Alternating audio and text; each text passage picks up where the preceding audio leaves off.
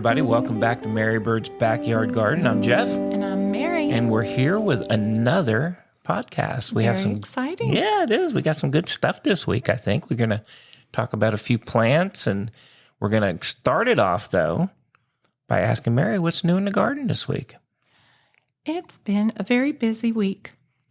Summer vacation is in full swing, and we get to visit with our grandchildren, which is very fun, and spend lots of time with them. But, time at the pool takes a little bit away from time in the garden sometimes. And even with that said, I think the garden is doing very well. I love to go out in the mornings and take a little walk around the yard with my cup of coffee and our dogs, and we look for whatever's new. Yeah, no, it is. It's looking good. What changed overnight? It looks good. All the work I think you did in the fall and the winter and in the spring to prep for it is kind of paying off. So we don't have to do quite as much unless you want to add some plants. And of course, we got to do some weeding, a little bit of weeding we worked on. But that's early morning because it's extremely hot here in Texas now. So we're early morning people. But it looks really nice. Sometimes during the summertime, my nickname for myself is the 8-foot gardener. The 8-foot gardener. The 8-foot gardener, because our fence between the standards that holds our fence up is about an 8-foot span. And that's about as far as I can travel while pulling weeds. That is when true. It gets to be quite hot. Yes, it is it's warm. So we do try to get out there early if we're going to do any kind of work, and then we're kind of then done for the day. But it does look nice, so we can sit on the porch now and enjoy it.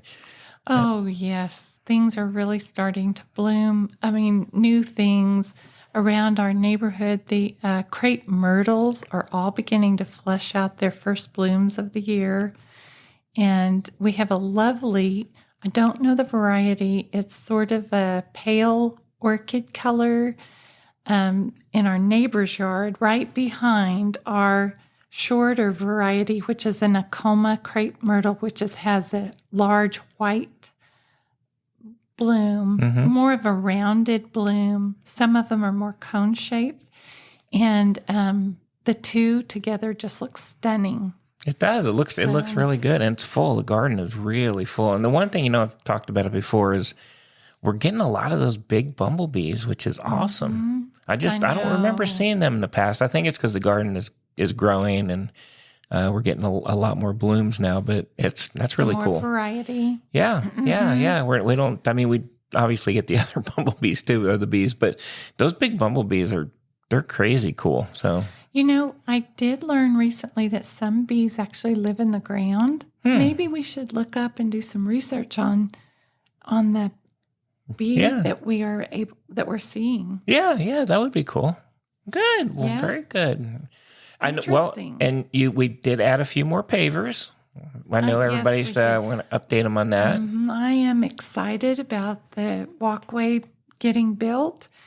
I mean, it changes the look of the garden, and it changes the function of the garden, and it's very inviting to kind of just walk out there. I feel like a little kid going over the stepping stones, and I'm enjoying it very much. It is, yeah, and we're doing them 4x4, so we're ready for the next 4, and then we'll just take 4x4. I know we are. It's a lot of work, but I think the way we're doing is really good. I do too, because we can always tweak as we go along. Yeah, make it look a little different here and there. Absolutely, so I like that. Well, very good. Yeah. Well, I know you have a plant you wanted to talk about today. What is the first plant up on the agenda? Well, before we go down that road, I really wanted to let everyone know that this week we used our first worm casting. Oh, that's right. That's right. Yes. I talked about the vermihut, quite some time back. I think that we've had it going for around 90 days. And I very excited. I think we measured, and it came out to be 7.8 pounds of worm castings that we got out of one tray in the vermihut. And so then you kind of let them rest in a little plastic container, and you put a little bit of like strawberry tops or something on the side of the container to see if any worms, babies were in there that hatched out. And we did have some. Nice. So I tried to be super careful and not let any of them lose their housing. But yes, we used our worm castings. And I was wondering, what is your opinion of having the vermihut in the laundry room? I will be honest. It's honestly, it's not in the way. Honestly, there's no smell or anything. And so I think it's worked really good, to be honest with you. Too. I mean, you tend to it and you do whatever you need to with it. Honestly, it's kind of like a non-issue or I don't know what to say, but every morning I peek in the door and say, "Hello, wormies." You do. I have to tell everyone that Mary does. She does talk to them. She tells them good morning and good night, and I don't know if that's helping or not, but it can't hurt. So that's true. I have to say that I'm astonished at the amount of food they actually eat. Do. They go through a lot of stuff. They do, right? I'm surprised because they have gone through lettuce, all kinds of broccoli, little things that we've pulled out of the garden, asparagus that we lost in the back of the refrigerator, and what else have we've just used? Yeah, all veggies. You've been good at capturing the scraps. Mm-hmm. If we make a spaghetti squash, I put the shell in there, and they totally eat the whole thing. They do, and it's amazing. We're at the nursery not too long ago and looking at the price of if you bought that retail. Oh, because it's expensive. So. I think there was a 2-pound bag at the little nursery that we went to that was $19.99. I think so. So just from that standpoint, I know you're having fun doing it too, but just from that standpoint, it's been really good. And it's definitely creating some product for us there. Yeah, yes, it is. I think it is too. Yeah. And the thing of it is you do crush up your eggshells, and the worms use those as grit in their, I can't think of their gizzard. They use the eggshells to help grind the food. Mm-hmm. And so that calcium is getting processed through the worms. And I don't know this to be a total fact, but what I think is some of the calcium becomes bioavailable for your plants. And I'm really excited to see if it makes a difference for the tomatoes. Yeah, and that's so. I just really quickly want to. So the process is we have eggs in the morning. We save the shells. We do, and then Mary washes the shells out, rinses them out, and then you put them in the oven, right? I turn the oven on to about 220, and when it heats up, I turn it off, and then I put the eggshells in there and just let them dry while the oven cools down a little bit. And yes. And then you crush them in a blender. In a blender, yeah. Mm-hmm. A special reserved blender for the garage. Yeah, yes. Yeah, for the garden. Yeah, not the one that we use for other stuff. No. And it's worked good. You've created a whole bunch. So that's we're getting to be savers of scraps, and we're using, which is nice. We're using everything. And the other thing is we freeze our veggies in before I give them to the worms. I freeze them, and that way you don't attract like fruit flies or gnats or things like that. And it just helps. Yeah. Yeah. And then when the grandkids come over, they know now too. But don't throw anything away. Check with you first to see if it's a thrower or not a thrower. Yes. So that's kind of funny. So I have been loving it. I really enjoyed it. Good. If anybody out there is interested in the worm keeping, there's a really good book by Mary Applehoff. She wrote it many years ago, and it's called Worms Eat My Garbage. And that's a wonderful book to get you started. Nice. All right. Very good. There we go. So I really did have something that I wanted to talk about this week. It's sort of a walk down memory lane for me, because it's called a chiltepin or chiltepin. I'm not sure how you say it. I always understood it to be a chili pecan, which is different. I think it is a different variety. But my dad always had a shrubby little plant, and these tiny little red peppers would come out, and he would dry them and keep them in jars, and then he would use them all year in cooking and things like that. He even used to give them as gifts at Christmas time. But so we do have some planted. I planted them in the containers in the front yard as a filler plant around the Meyer lemon trees that we have out there. And oh my goodness, it is covered with little peppers, and one of them has just turned red. And now these peppers are about 10 to 20 times as hot as a jalapeno. Wow. Hotter than a jalapeno. So they really are a good kick if you need a spice in your food.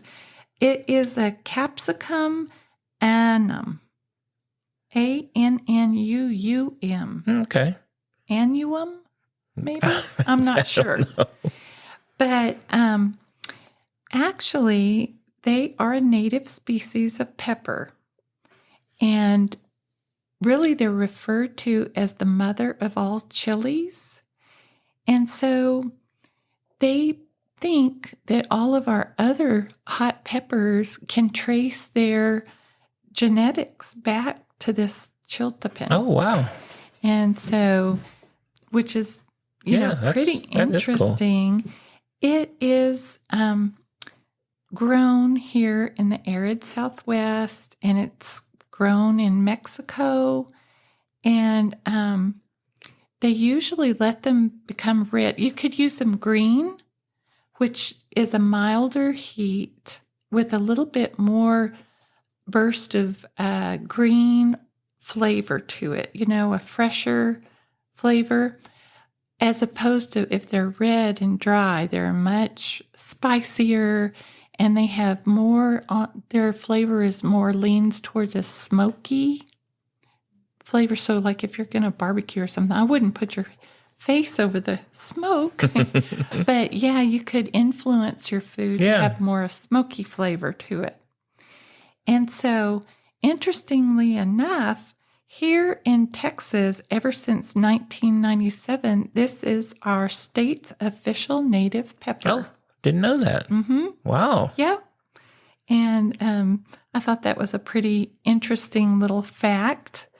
And so they also call it a bird pepper. Birds are really attracted to this little pepper. They love to eat it, and they are not bothered by the heat one little bit. No, I know that that's why you can, on some of the bird seed, you can give them hot stuff. It doesn't bother them. It does not bother them.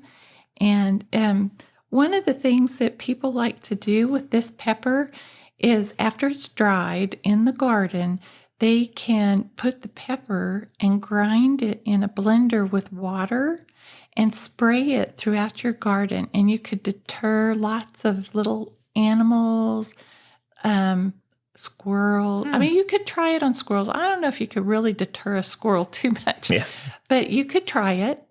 And so it is used as a pest deterrent that way as well. Oh, wow. Yeah. So you can cook with it. You can make all of your little side sauces to dip into, or to your little salsas. But please remember that it has a bit of heat. We're going to have to try that. I know you've got a bunch coming out. We're going to have to, I'd like to try it with make a little salsa or something out of it and see, and we'll have to report back. But I think it's, I mean, if you say it's that hot, we'll give it a shot. Use a few of them. Yeah, we'll have to get some of the kids over and make them try it first. Well, one reference that I found to it, interestingly enough, came from the Bon Appetit website. So if anyone is would like to get some more information about it, that is one place that you can look. Nice. Yeah. It's not commonly found. And it does have a little bit of, I should say, it's a little, I'm trying to think of the word here, but they're not very easy to germinate, the seeds. I have heard of people taking a container of soil and sprinkling the seeds across the top and then covering it with it, having it moist and then covering it with some type of cover where you create more of a greenhouse effect. I think they need to have sunlight to germinate. And the other fact is some seeds, you have to do like a scarifying type process. Maybe they have to go through a cold period. They have to somehow crack the seed casing. Oh, okay. Yeah. And so some people report really good ability to get them to germinate doing that. Okay.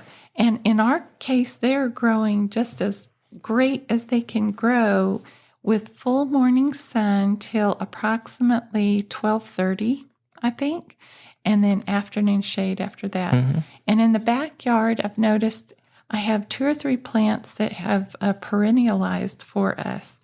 And so that's what they like. They like to get that good morning sun and afternoon shade. Okay. Very nice. Here in our heat. Yeah. Yeah. So that is my little plant offering of the week. Well, very nice. Very nice. Oh, definitely. We have to definitely try that in some salsa or, we've been I did, I kind of was talking about how I used the peppers I've been growing. Yes. Some of them have been hotter than others. I think those are the cayenne. I think they were nice and warm, but they were kind of nice. We've used them to cook with, and they're pretty quick growers. So, I've been picking them and they keep growing. So they do. We'll keep going with those, but we'll add these to the menu. Yeah. Yeah. Super. So the other thing I wanted to talk about is you went out in the garden you came back in with some okra.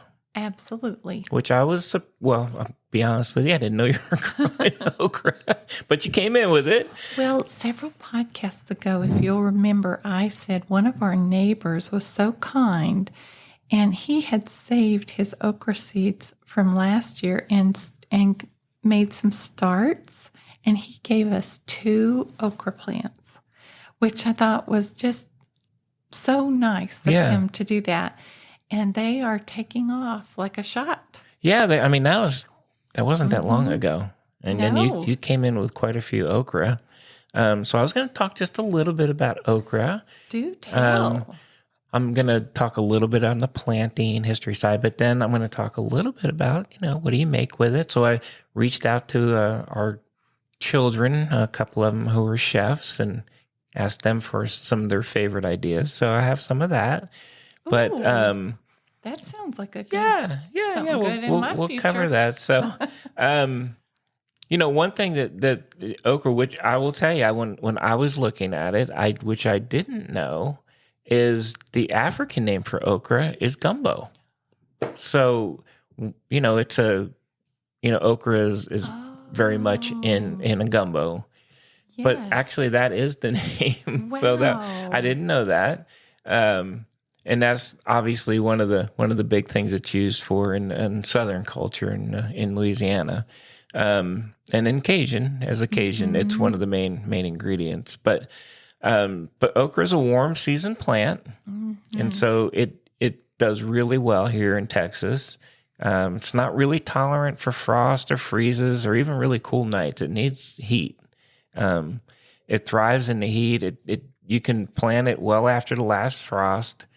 And it generally in April, May, latest July 4th. So one thing I read about it is you can actually get 2 seasons out of it. You can get the season I think we have, but then you can have a fall season. But because we're in Texas, that actually means replanting in like July and August. Good. So not a traditional fall. But if you do that, then you'll get another season out of it. What I'll say fall season here for Texas. And they grow fast. I mean, as we know, right? So they definitely need like at least 8 hours of direct sun each day. They don't need a ton of water, but if you do water at least once a week, they'll grow more proficient. They'll have more fruit, more of them will grow. And I'm not using all the right gardening terms. You are. Yeah, yes. But I mean, it'll help it produce more of the fruit off of it. And I know that you kind of have it in a little square foot garden that we have out there, and it definitely gets watered at least once a week. So I think that's why it's grown so well. I have it in the garden in minutes that we talked about, that little watering system. And so it just sprays the roots of the plant. Yeah. The other interesting thing is that you need to harvest them when they're like 3 to 5 inches long, but you don't want to let them go too long, because if they go too long, then they're actually not going to be edible. Oh. So you got to be pretty quick to get out there every day. So we should go back out there and check. I know with the grandkids over, we haven't had a chance to actually get out there in a day or two, but we might want to go back out and check and see. But you want to kind of get them as soon as they hit that period, because after that, then the insides of them, they're not going to be edible. Okay. I mean, you can eat them, but they're not going to be very good. So they get tall, right? You can cut the tops off at the middle of the stalk, and if they get too tall, and then Interesting. It'll start branching from below that, and then so that is pretty cool. But it says that the plant actually gets pretty tall, which I think if I look out there now, it's obviously growing fast, but I didn't realize. I mean, it can get like 3, 4, 5 feet. I think it can get pretty tall out there. So. That's pretty cool. So that is the okra. We pulled some. They look really good. The other thing is you got to eat them pretty quick too. Oh. So you can put them in a refrigerator, but they're not something you want hanging around. Okay. So I know we just picked some, so we'll have to get those on the menu for tomorrow, maybe. Absolutely. And do something with them. Yes. So what are some of your suggestions? Well, I was asking the kids and asked like, how do they like to do them, or what have they done? And there's obviously a million ways you can do them, but you can grill them. You can cut them and grill them. Put a little spice blend on them, so you can put them on the grill. That's one way to do them. You can fry them, obviously. You can do a little cornmeal batter and deep fry them as well. Oh, yeah. So here in Texas, right? So here in Texas, we have a lot of barbecue, and most of the barbecue places sell fried okra. Yep. And the fried okra is, I believe it's battered, delicious. Yeah, and deep fried, which is really good. I mean, I enjoy those ones. You can pickle them as well. Oh, so I mean, if you think about it, that makes sense, right? You can definitely have a pickled okra. And gumbo is pretty much the biggest one. So gumbo with anything. You can do a vegetarian one. You can do, sausage, chicken, pork, whatever you want to do on the gumbo. And there's a million recipes out there for that. But I think the probably consensus is, when I was asking them, is they really like to kind of grill them. You don't do a ton to them. Grill them, put a little seasoning on them. A little oil, olive oil on them, and grill them. Oh, that sounds come delicious. out really well. So we'll have to try one of those tomorrow. And I would love to try the pickling. That sounds. I think the pickling would be pretty cool. Yeah, I think that would be kind of fun. We've talked about pickling things in the past, but that might be fun. I think that might be really fun. Yeah, and hopefully there's we go out there's some more ready to be picked, and we'll have to make a decision pretty quick on them. Well, the blossoms are lovely. The blossoms come out underneath the leaves. It is a relative of the cotton plant. Right. So it has a blossom very similar to cotton. It's a creamy white petal, and then it has a deep, deep, deep wine or burgundy eye to the flower.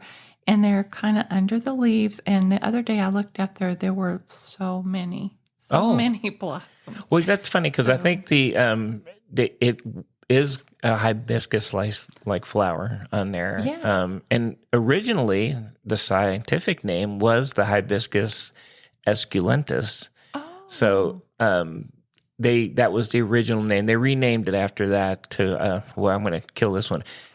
Abelmoschus esculentus.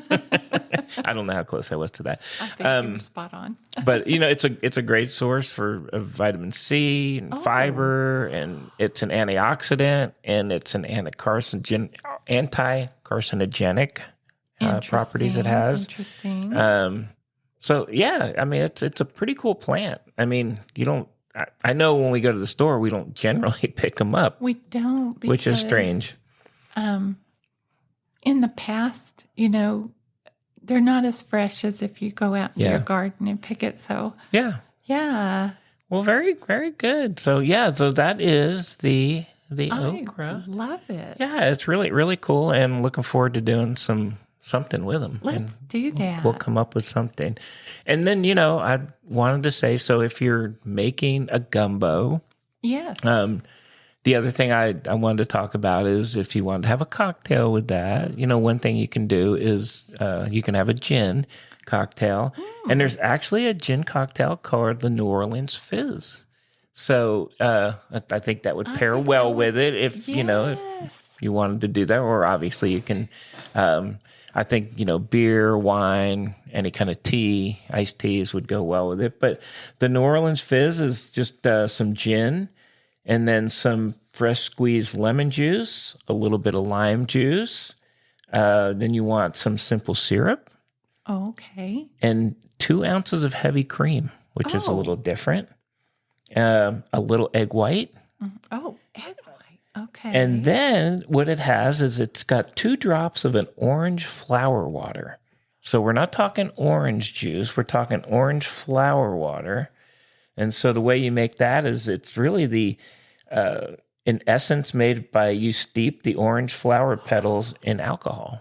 Oh. And so, I mean, I thought it was a really cool sounding drink. Wow. You put a little club soda in there, and I'll go ahead and put the recipe. I'll put that in the show notes, and I'll put the reference I have as well. So I have a book here that I was referencing.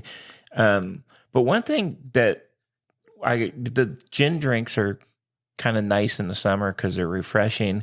And I was trying to get a little more information because I like how it ties to a garden. Gin generally has botanicals in it. And I found this cool little chart on different botanicals and how it would make. So if you're looking at a gin, which type of botanicals would make certain kind of tastes. And I was kind of a little surprised that this was actually a thing, but they're all. So the heart of a gin is the juniper berry. I mean, that's has to be in it. That is the heart of all gins. Okay. And then from there, the way they do it, the botanicals they use, which if you look on the ingredients, some of them use 10, 15 botanicals, but some that would make it more tangy would be like a bitter orange, a grapefruit, a sweet orange, a lemon peel. That would make the taste a little tangy. If it was to be a little sweeter, you would look at like a lime leaf, a lemon leaf, or thyme. Wow. They put thyme in them. A smoother one would be like almond, a little bit of almond. If you're looking for your earthy and bitter, then it's kind of a licorice, an orris root, an angelica root. And then when they do the spicy ones, they like to do the angelica seed, the coriander, nutmeg, cinnamon. So it's interesting. So those are all garden things. And the other interesting thing is you can absolutely make gin on your own. I'm not sure I would want to try that, but you can. It's not like a hard thing to make. And you can use these botanicals and kind of do your own and kind of do it all. But it's kind of neat. So now if you're looking at a bottle, you can kind of see what botanicals are in it and maybe help kind of figure out, is it going to be tangy, spicy, sweet? What's it going to be? So you would select the gin for the drink that you'd like to eventually prepare. Yeah. That is very cool. And so, and I, which, never knew that. I just figured you'd grab a gin Me and too. make a drink out of it. But that's why I think they're all a little different. And that's why when you look on there, botanicals are really what make the taste, different from each one. So just a little information. So you can have some gumbo. You can have your New Orleans Fizz. I think that sounds like a plan. You can have a nice little have some company summer. over and enjoy. Yeah. That sounds really cool. A nice fresh summer dinner party. It sounds good. Yeah. I love that. Yeah, so that was my my okra / gin section. So that's all I had on that. I love it. All right, cool. Jeffy, that was terrific. Yeah. Very interesting. So I am enthusiastic about giving some of this little dinner party idea a try. I know. Now that it's getting hot. I mean, the gumbo, I've never, I don't think you and I have ever made gumbo. No. That would be kind of fun. I think maybe we get some help and have a little family gathering. It would be kind of cool, and have the chef kids help us with that. Yes. And maybe we can make some drinks and some alcoholic, non-alcoholic. And actually, it doesn't sound too bad for a Happy Father's Day celebration. That would be terrific for people to do. Absolutely. Yeah. Absolutely. So we'll put some information in the show notes for you guys and can point you in the right direction on that. Thank you. Yeah. Thank you. Wow. What else you got? Well, there is a plant that I have wanted for quite some time, ever since we really started our garden here. And it is called an arroyo sweetwood. It's my understanding that it was discovered in Mexico in the 1980s. And I think I remember the story is that there were some plant enthusiasts that collected specimens, and they were driving in their car or their truck, and they kept smelling this fragrance. And they were like, where is that coming from? They didn't know that this plant had that aspect to it. And so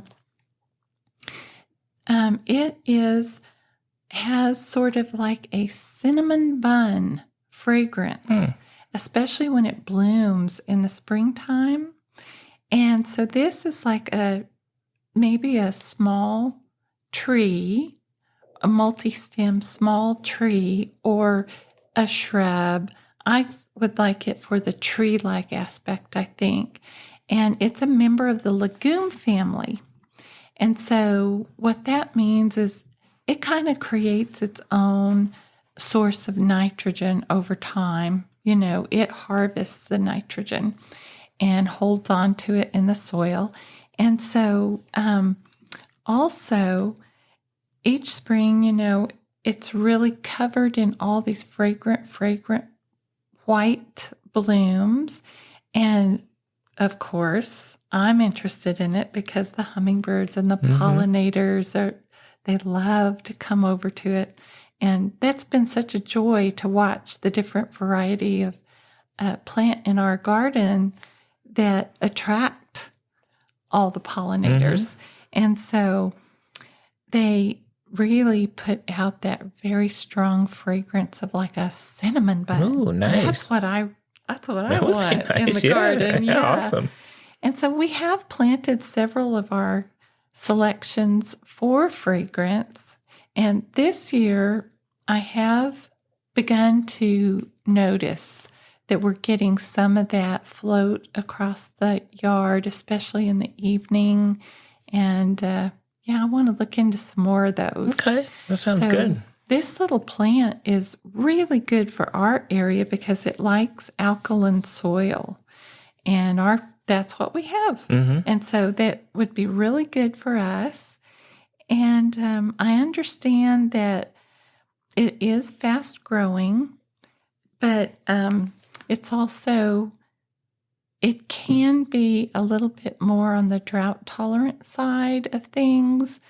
When you're first establishing it, you want to baby it along, make sure it has water and so forth. But over time, I think it, has a really good drought tolerance aspect to it. Okay. And it grows probably zones 8 through 10A. Now, I don't know how long ago that is because our zone changed. So we're right in the middle of that now. And so it should overwinter for us beautifully. Nice. So I really would like to look for that plant. Okay. And I do believe that the bark also emits a little bit of fragrance. I don't know if like when you touch it or whatever. Wow. Yeah. Yeah, I'm all in on that. So it's just beautiful.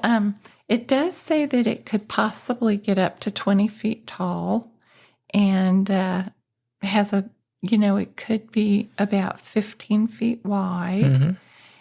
It is a sun-loving plant. And I think that would be great. Nice. Hey, I'll take the smell anytime. I'll take it too, right? Yeah. I love that. Okay, so that is my plant that I am wishing for in the future of the week. Very nice. Very nice. All right. Well, cool. Did you have anything else today? I believe that is what I have looked up and done a little bit of looking into this week. Very good. And I think I've hit my okra. I did want to mention there is a great book out there, and if you guys get a chance to go look at it, it's called The Whole Okra: A Seed to Stern Celebration. It's by Chris Smith, and it literally has everything you ever want to know about okra. Mm-hmm. And so it's a great book, a good reference book. And so I'd love to read that. Yeah, I'd encourage everyone to maybe go look and see if that might be something you want to take a peek at. Other than that, I think I'm good. I think we're going to continue on with our journey in the garden. And looks like you got a couple new things you want to look at. We got some pavers we got to go pick up. And we'll just keep moving forward. Now we've come over so far that I need to get your design input. Yeah. Okay. Yes. We'll start doing some collab then. Okay, some collaboration. Let's collab. I like it. All right. Well, that sounds good. We appreciate everybody joining us, and if you like the podcast, we'd appreciate it if you'd give us a review out there. Till next time. Happy gardening. And we'll see you next week. Bye.